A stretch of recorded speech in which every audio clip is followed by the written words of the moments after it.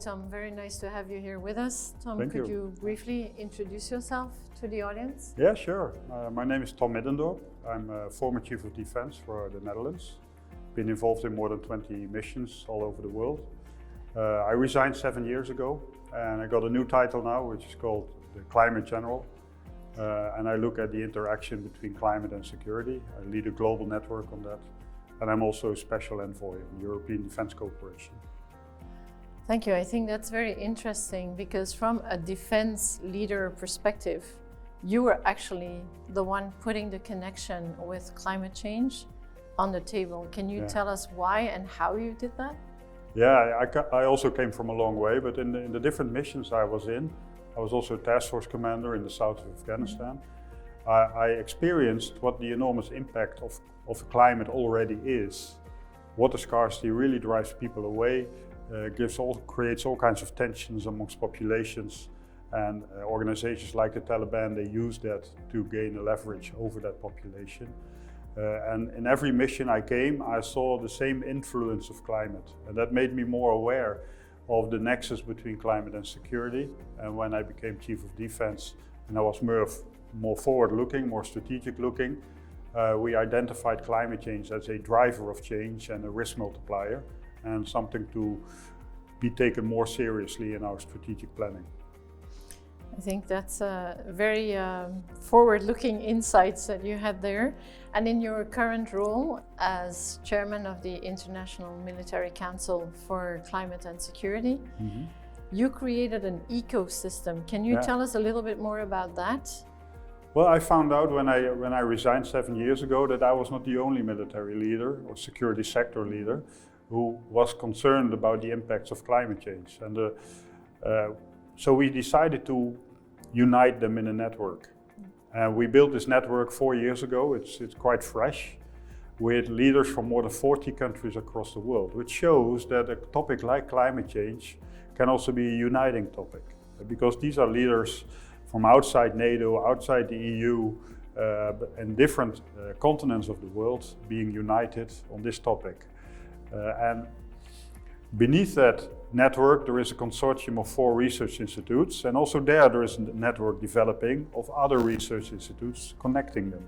So we now have 26 of them being connected in a scientific network, which gives kind of a knowledge base. And that knowledge I can take to the policymakers of NATO, of EU, the UN, but also on the national level to support them in their policy making. And by being united, you create a stronger voice. It's not just Tom Middendorp coming, no, it's a network coming with a scientific base. Thank you. I think that certainly gives power, and it's nice to see that some topics unite people instead of dividing them, especially in face of the emergency that we are facing. Now we are here at the ASIS Europe conference. We talk a lot about resilience. This is the private sector representation of security professionals.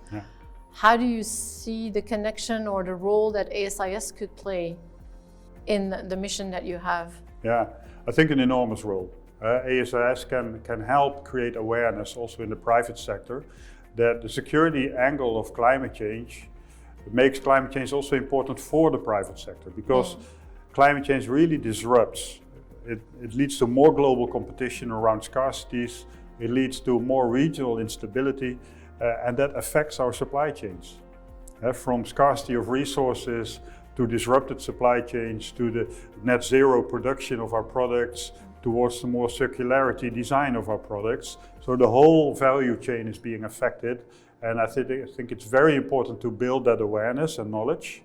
And I think the private sector can play a very positive role in finding solutions, in innovating on those areas. So thank you for that. Now, outside, you talked about the unifying factor of all working on this climate emergency. We do see a trend in the media of climate deniers, and often these people are also the same groups that care about security. So what would you say to them? Well, I think it's important that we depoliticize the topic.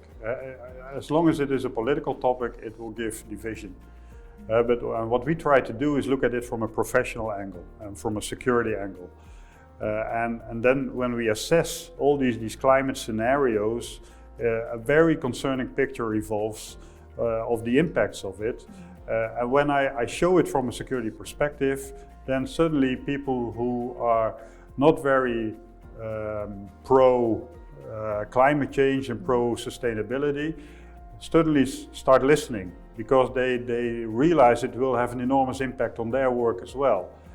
So I think we can kind of bridge the gap between the believers and the non-believers by approaching it from another angle, like the security angle.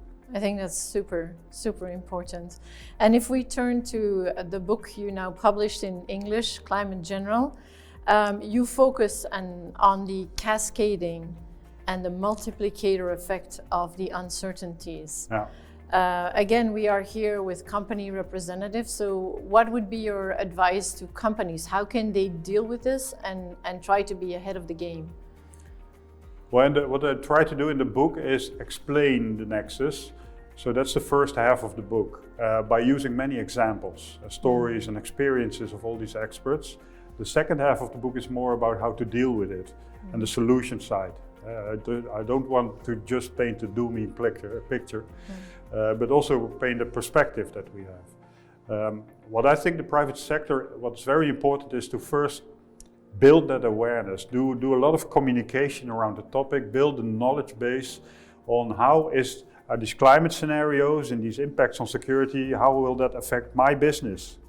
How will it affect my supply chain? And that gives you a bit more strategic foresight of what to do next, and to anticipate on the changes coming towards you, because else they will happen at a certain moment. You will be running into all kinds of scarcities, for instance, and then there is panic. So it's very important that we don't stay in this very reactive mode that we are often in. We have very short cycles, very short planning cycles of quarterlies and maybe 1 year or 2 years, but to look further ahead. And that's what Eisenhower has taught us, the difference between the urgent and the important. And he said, well, mostly I'm being sucked into the urgent and at the cost of the important. But the important is about tomorrow's crisis. And if we don't address the important now, these crises will be bigger. So I think for the leadership in companies, it's very important to have this forecasting tool, to look ahead of what's coming towards us and to anticipate and adapt your strategy towards it. I think that's very good advice to many of the C-suite leaders in companies. You have the chief security officers here. Yeah. On a personal level or leadership style level, what would be your advice to them? Well, first of all, mainstream it. Mainstream the effects of climate and the climate and security, because it affects all branches, all functional areas of companies, of organizations. So this should not be some kind of a specialist item. This should be on the board table, this should be mainstreamed in all directions. And I think they can integrate that in all their risk management. Secondly, I think they need to adapt their risk management.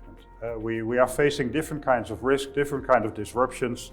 So we need to redesign our resilience models. And we also need to acknowledge that many of the indirect effects of these big trends that will hit us cannot be foreseen. So you cannot mitigate all the problems away. You also need to be able to deal with problems when they occur, which is a different kind of resilience that you need to create within the companies. Maybe even create crisis organizations to deal with, change your methods, change your also your information flows, because you need information from outside areas on climate or on resources. And that's information that's normally not in your systems, not available within your company. So you need more outside-in information. And you can do that by connecting with other networks that have that information. And that's also something that I think risk officers should pick up. I think that's a very good point to finish on, because it comes back to the cooperation and the strength of the network, which of course we are promoting and having as ASIS International. So that's why it's a great honor to have you here for this interview and receive your advice, and hope to continue the contact between the organizations as well. I'd be happy to do so. Thank you very much. Thank you very much. You're welcome.